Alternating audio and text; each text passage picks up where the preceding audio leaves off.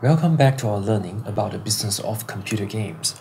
In this video podcast, we are going to look at a very interesting game company, Zynga, as a business case study. Zynga, just like many pioneering social game companies which many had saw it rises like a sound, but then being halted and reset at a near fall of the bear market. Before we delve into the SWOT analysis about Zynga, here are some background fillers about Zynga as a publicly listed company that traded in Nasdaq. Zynga was founded in the year of 2007 by Mark Pincus, where he had saw his company grow and rake billions of dollars in revenue and even surpass EA's market value at a certain period of time. Its high grossing revenue was largely attributed by its aggressive business model, such as the intellectual property partnerships with Hasbro, real money gaming, virtual currency purchase programs, and some scam advertising. However, the runaway success of Zynga business model was long being questioned before it hits the ceiling and gradually sinks into the bottom. As being pointed out by Tom Borridge, the former CTO of Zynga, it is difficult to retain the gamers with the cheap viral game. True enough, after 2 years it got listed in Nasdaq, Zynga was listed as the top 10 tech failure of year 2012 by CNN. The viral decline of Zynga was started out in the year of 2011, where Zynga posted a huge net income loss, and followed by the plummeted stock price, where Zynga has traded in a historical low of $2.12 in the year of 2012. The paper loss of Zynga was near 78% at the time if it compared to its initial public offering of $10 per share. As in this lecture, Zynga is currently being traded below $4.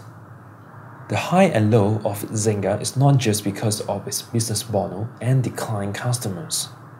It was reported that the fall of Zynga was also triggered by poor leadership and the lack of business ethic, where we have seen the copyright infringement case between Zynga and EA.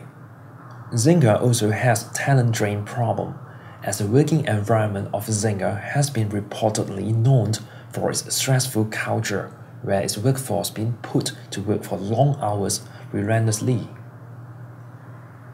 With all these negative factors, Zynga began to downsize and move its operation to Asia. The major problems that Zynga face are getting worrisome, and we could see many drastic actions were taken for saving the company. For instance, the CEO was trying to be like the legendary Steve Jobs. So, can Zynga be saved?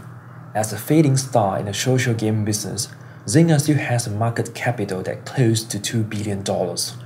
Well, in business, anything is possible as long as there is a steady stream of cash flow.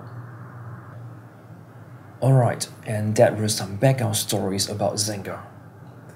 For a company that grew and faded like a burning star, Zynga is certainly worthwhile to look at. But before we look at Zynga in a much objective way, let's look at the tool we are going to use, the SWOT analysis. SWOT analysis was a technique that developed by Albert Humphrey between the period of 60s and 70s. As you can see, SWOT is an acronym which stands for strength, weakness, opportunity, and threat. It is a useful instrument for identifying the strategic positions of a company and its business model from the internal and external perspectives. So, when do you use SWOT? Well, in our context for writing a game business proposal, SWOT can help us to explore new opportunities of success by leveraging your business team's weakness and strength. In addition, it can be used to analyze the core competencies of your potential competitors.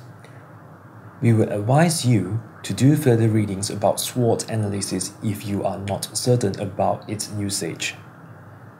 Without any further delay, here is a sample of SWOT analysis about Zynga. The instrument of SWOT will allow you to have a better macro view about certain type of business. This method can be widely applied to marketing research and even reviewing your proposed business plan. Do make a good use of this method besides just analyzing your competitors. Thank you.